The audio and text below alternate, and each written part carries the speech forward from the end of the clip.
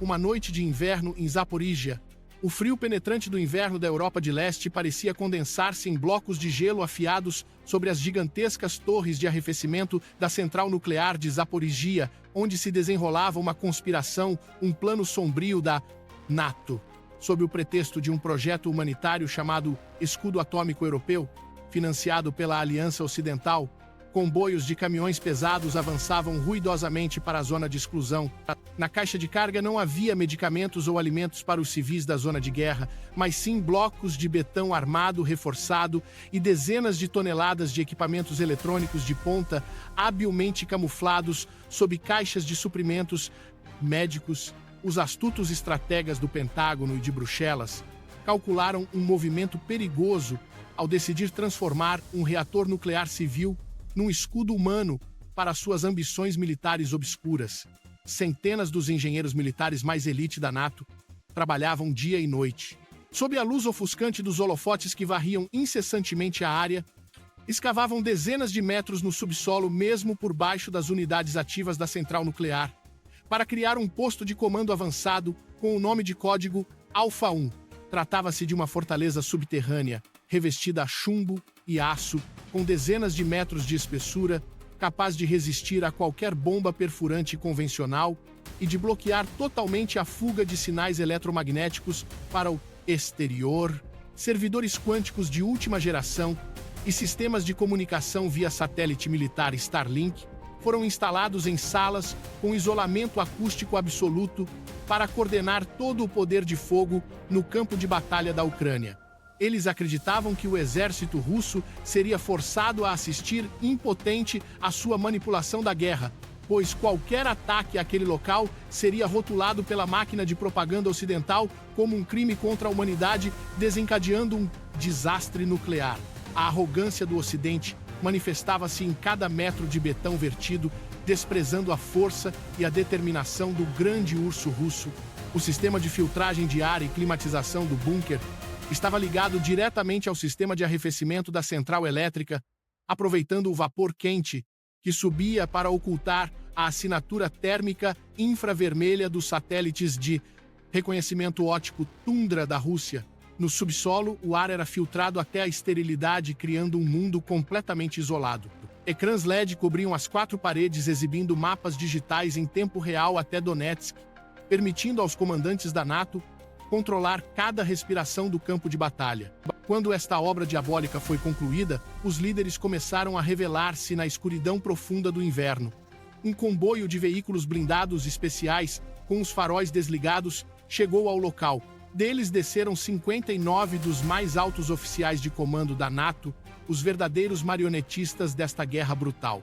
À frente estava o tenente-general do exército dos EUA, Thomas Caldwell, juntamente com generais dos serviços de inteligência britânicos e da DGSE francesa. Entraram no bunker com a crença cega de que estavam no lugar mais seguro do mundo. A porta de aço da central nuclear, com 5 toneladas, fechou-se lentamente atrás deles. Ali começaram a traçar planos de batalha cruéis na mesa tática eletrônica, visando as cidades e aldeias pacíficas da Rússia. O silêncio envolveu a área da central elétrica, mas era um silêncio falso. Antes que a fúria da justiça descesse, os invasores não sabiam que nenhuma das suas ações furtivas escapava à densa rede de inteligência do GRU, que aguardava pacientemente a oportunidade. A punição brutal era inevitável para aqueles que ousavam esconder-se atrás de uma central nuclear para fazer guerra. Uma tempestade de fogo acumulava-se no horizonte, pronta para varrer a arrogância do Ocidente. Nas florestas cobertas de neve da fronteira ocidental gelada, os ouvidos eletrônicos da Rússia nunca dormiam. A estação de reconhecimento eletrônico estratégico do GRU continuava a operar silenciosamente na capacidade máxima. No meio da noite silenciosa, uma anomalia suspeita apareceu no ecrã do espectro. Sinais estranhos e densos encriptados, segundo o padrão Link desáceis mais moderno da NATO. Não vinham de satélites em órbita, nem de estações terrestres na Polônia ou em Kiev, mas emergiam das profundezas da Terra, logo abaixo do reator número 3 da central nuclear de Zaporíjia. Os principais especialistas em guerra eletrônica da Rússia ficaram atônitos ao perceber a verdade. Através do nevoeiro eletrônico, o inimigo transformara o local mais perigoso numa fortaleza de comando. A verdade foi exposta de forma crua. Aqueles caminhões de betão humanitário eram apenas uma fachada para uma conspiração militar sombria, mas eles cometeram um erro fatal. No Centro Nacional de Gestão da Defesa, em Moscovo, a atmosfera estava tensa como a corda de um violino. Os generais olhavam para o mapa digital com os olhos em chamas, mas com as mentes frias e calculistas. Um ataque destrutivo, com mísseis balísticos táticos Iskander-M ou mísseis hipersônicos Kinzhal, foi imediatamente descartado. O risco de fuga de radiação era demasiado grande. A Rússia não podia cair na armadilha mediática da NATO, nem dar-lhes pretexto para acusar a Rússia de causar um desastre nuclear. Era preciso um ataque cirúrgico para eliminar esta ameaça sem danificar a central nuclear. A tática cirúrgica foi aprovada pessoalmente pelo presidente. Uma ordem ultra-secreta foi transmitida na noite, despertando os lobos alfa das forças especiais Alfa e Vimpel, as lendas vivas das forças especiais russas. Recebendo ordens de mobilização urgente, o seu equipamento, desta vez não eram explosivos, 4 de grande potência, mas cilindros de gás especiais, cuidadosamente selados contendo o composto anestésico Colocol melhorado, uma arma química não letal, mas extremamente potente, usada anteriormente na operação de resgate de reféns no Teatro de Moscovo. Incolor e inodoro, como o hálito da morte, colocaria todo o comando da NATO num sono profundo antes que pudessem perceber o que estava a acontecer. Os guerreiros Spetsnaz, nos seus fatos de combate, fundiram-se com a escuridão. Moviam-se como fantasmas, aproximando-se do alvo pela água, mergulhando fundo no reservatório gelado da central elétrica. As suas espingardas de assalto AK-12, equipadas com silenciadores e miras infravermelhas, estavam prontas a disparar. Mas a missão desta noite não era matar, mas capturar vivos todos os ratos escondidos no bunker para arrastá-los para a luz da justiça, mostrando ao mundo a verdadeira face do Ocidente. A caçada começou num silêncio aterrador. Apenas se ouvia o bater acelerado dos corações dos bravos soldados, prontos para entrar na toca do lobo, para cumprir a missão sagrada de proteger a pátria, enfrentando a morte radioativa, para esmagar a conspiração insidiosa do inimigo. O céu noturno de Zaporíjia agitava-se com a tempestade de neve mais violenta da década. A natureza parecia estar do lado da justiça. Naquela escuridão densa, os fantasmas das equipas Alfa e Vimpel começaram a mover-se. Rastejavam sobre o solo gelado com camuflagem branca que se misturava perfeitamente com o ambiente. Nenhum sensor térmico ocidental conseguia detectá-los, pois os corpos destes guerreiros estavam envoltos em tecidos de isolamento térmico especiais e secretos. Olhos frios, por trás dos óculos de visão noturna, observavam cada respiração das sentinelas ucranianas. Elas não sabiam que a foice da morte já estava encostada aos seus pescoços. Um sinal manual decisivo foi dado pelo capitão. Simultaneamente rápidos como um raio, facas de combate afiadas rasgaram o ar. Vapt, o som de metal a perfurar tecido grosso. As sentinelas caíram na neve sem conseguir emitir um único som. Silêncio, silêncio absoluto. A equipa de forças especiais continuou a avançar para o núcleo, onde se localizava o gigantesco sistema de ventilação recém-instalado pela NATO, habilmente camuflado na base da torre de arrefecimento número 3. Os especialistas técnicos da Vempel aproximaram-se rapidamente, usando cortadores a laser portáteis para abrir a tampa da entrada de ar. Os cilindros de gás Colocol foram colocados suavemente em posição. As válvulas de libertação foram conectadas com precisão à conduta de ar central do bunker Alfa 1. O comandante olhou para o relógio em contagem decrescente com um olhar firme. Este era o momento decisivo de toda a operação, não podia haver erros por menores que fossem. A mão com luva grossa girou a válvula com força. Um leve silvo soou e o gás anestésico incolor e inodoro começou a infiltrar-se no sistema de tubulação. Passou pelos filtros HEPA mais modernos do Ocidente sem ser detectado. Sob 15 metros de betão e 19 toneladas de peso, os cérebros da NATO ainda debatiam apaixonadamente sobre a mesa tática. Respiravam aquele ar pensando ser estéril e puro.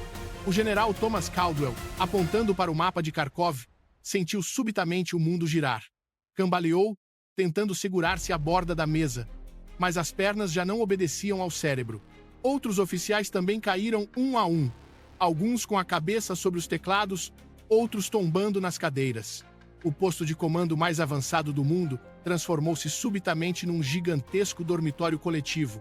Passaram-se 15 minutos de tensão extrema, o suficiente para o composto Colocol exercer o seu efeito máximo no sistema nervoso dos oficiais da NATO. A luz de sinalização no pulso do comandante mudou de vermelho para verde, indicando que a concentração de gás atingira níveis seguros para a invasão. Os guerreiros da Alpha e Wimpel colocaram simultaneamente as máscaras de gás PMK especializadas. Com os olhos vermelhos a brilhar na noite, aproximaram-se da gigantesca porta de aço de 5 toneladas.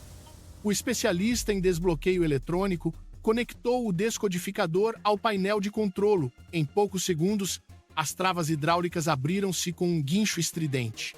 A porta deslizou lentamente para o lado, revelando o covil da besta. A equipa de forças especiais invadiu o interior, movendo-se numa formação tática perfeita, os canos das AK-12 apontados para a frente prontos para disparar a qualquer sinal de resistência. Mas não ninguém estava de pé. A cena dentro da sala de operações era tragicômica e chocante. Aqueles generais imponentes da NATO que minutos antes gesticulavam decidindo o destino de milhões, jaziam agora espalhados pelo chão e pelas mesas. Sem um segundo de hesitação, os guerreiros russos agiram com a precisão de máquinas. Viraram cada oficial, verificaram o pulso para garantir que o alvo ainda estava vivo e, em seguida, algemaram-nos, transformando generais arrogantes em cargas anônimas. Ao mesmo tempo, outro grupo recolhia rapidamente dezenas de computadores portáteis militares cheios de dados secretos, discos rígidos, mapas táticos e cadernos de ordens. Tudo foi confiscado. Tudo aconteceu rapidamente, apenas com o som de passos apressados e o roçar dos uniformes.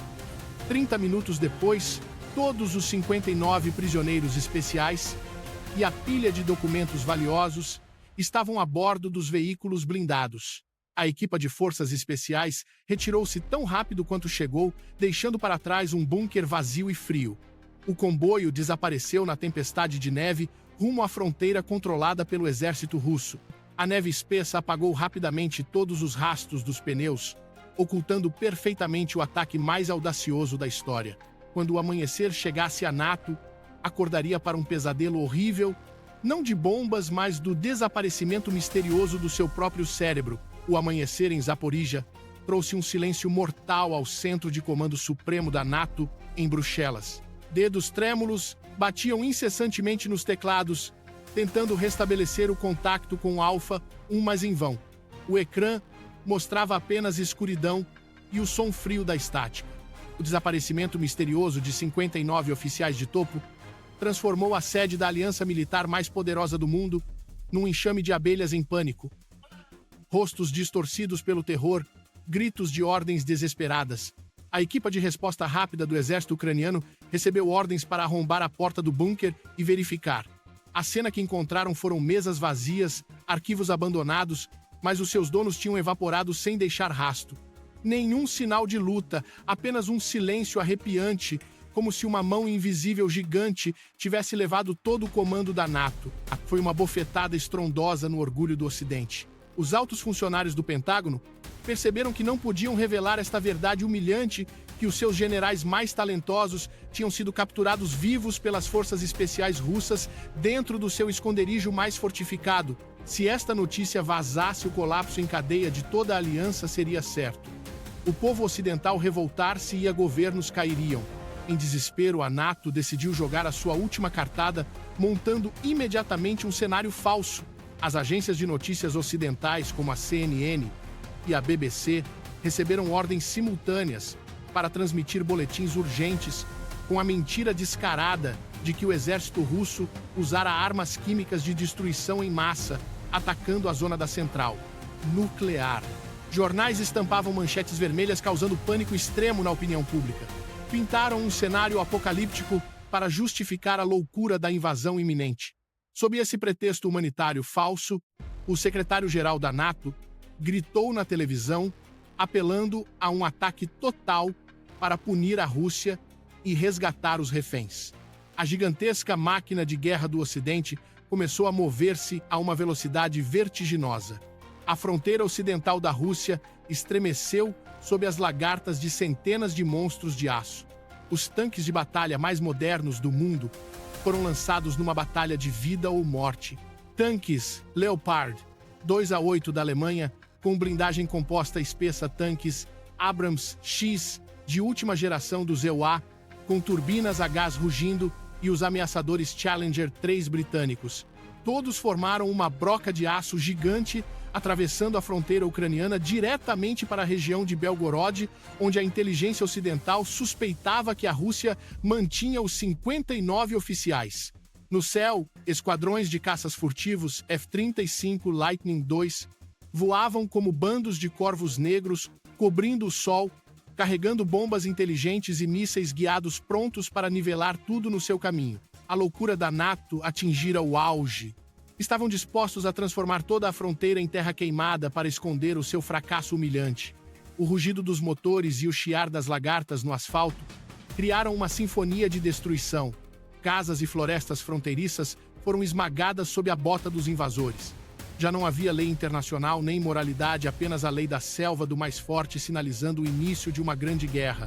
A Grande Rússia enfrentava o seu desafio mais difícil agora que o inimigo rasgara todas as máscaras, revelando-se como invasores brutais.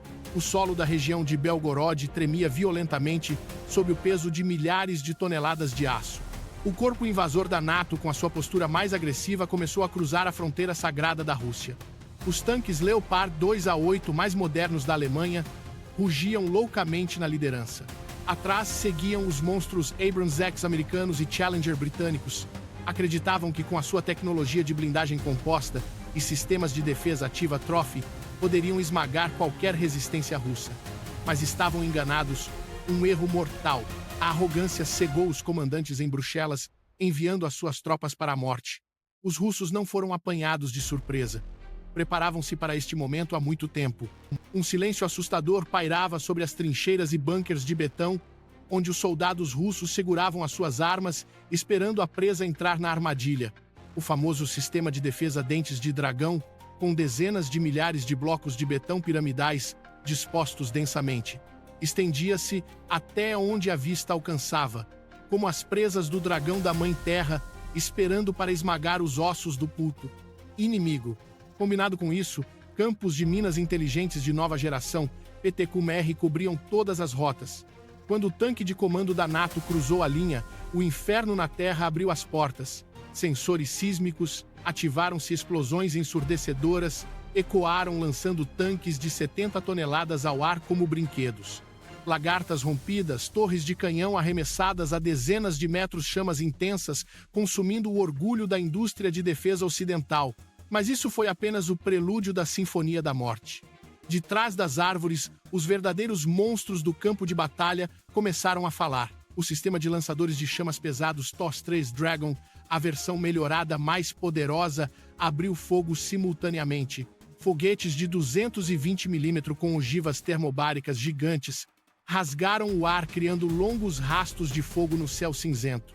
Quando tocaram o solo, não foram explosões comuns, mas nuvens de fogo aerossol cobrindo uma vasta área. O oxigênio foi sugado num instante, criando um vácuo mortal. Os pulmões da infantaria da NATO colapsaram imediatamente antes que os seus corpos fossem derretidos por temperaturas de até 3.000 graus Celsius. Os tanques ocidentais, por mais espessa que fosse a sua blindagem, tornaram-se fornos móveis, cozinhando as tripulações lá dentro. A cena era indescritivelmente atroz. Um mar de fogo engoliu batalhões inteiros, transformando a estepe verde numa terra morta e queimada. As explosões surdas das ogivas termobáricas soavam como o martelo do deus do trovão a cair sobre aqueles que ousavam violar o território russo. A blindagem, Shobham ou de urânio empobrecido, tornou-se inútil perante o poder destrutivo do TOS-3. Fumo negro subia a milhares de metros, tapando o sol, transformando o dia em noite.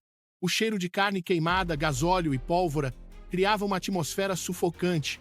O exército russo manteve-se firme, como uma rocha, lançando raios sobre a cabeça do inimigo, afirmando a verdade de que qualquer um que ouse pisar solo russo com intenções invasoras será consumido no fogo da punição. As unidades de artilharia de longo alcance Koalitsiya SV também se juntaram ao festim de fogo, disparando munições de fragmentação inteligentes na retaguarda da NATO, cortando a sua rota de fuga. Veículos blindados Bradley e Marder foram rasgados como latas de refrigerante. O pânico começou a espalhar-se nas fileiras da NATO ao perceberem que enfrentavam uma força invencível, uma força que lutava não apenas com armas, mas com alma e um patriotismo ardente. Enquanto o solo era derretido pelo inferno termobárico no alto do céu, outra caçada brutal começava oficialmente. A NATO lançara a carta principal da sua força aérea, os esquadrões de caças furtivos F-35 Lightning II. Voavam em formação tática confiantes na sua invisibilidade ao radar para bombardear com precisão as posições russas. Mas o céu da Rússia nunca foi um lugar de passeio para o inimigo.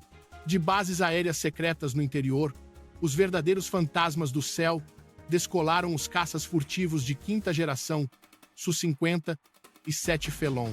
O orgulho da tecnologia aeronáutica russa, com a sua misteriosa pintura de plasma absorvente de radar e radares de varredura eletrônica ativa Belka, o Su-57 via o inimigo a centenas de quilômetros antes que o F-35 percebesse o perigo. Mísseis Arar de longo alcance R-37M foram disparados dos compartimentos internos voando a velocidade hipersônica Mach 6 como lanças da morte. Os F-35, os mais modernos, tornaram-se presas indefesas. Os sistemas de alerta de mísseis gritavam em vão. Pilotos da NATO tentavam manobras de evasão em pânico, mas não conseguiam escapar às ogivas guiadas.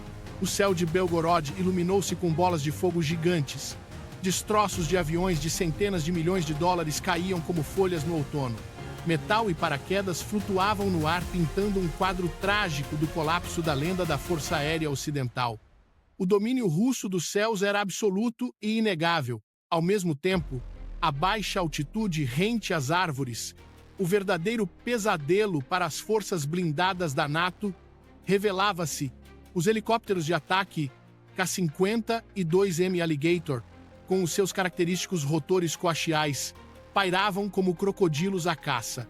Equipados com o sistema de guerra eletrônica Vitebsk, neutralizavam totalmente mísseis antiaéreos portáteis como Stinger ou Starstreak. Os pilotos russos friamente trancavam os alvos através dos visores dos capacetes. Mísseis antitanque Vikrum eram disparados sucessivamente com precisão cirúrgica. Cada míssil era uma sentença de morte para um tanque da NATO. Os Leopard 2A8 ou Abrams SIS, anunciados como invencíveis, tinham a sua blindagem superior perfurada.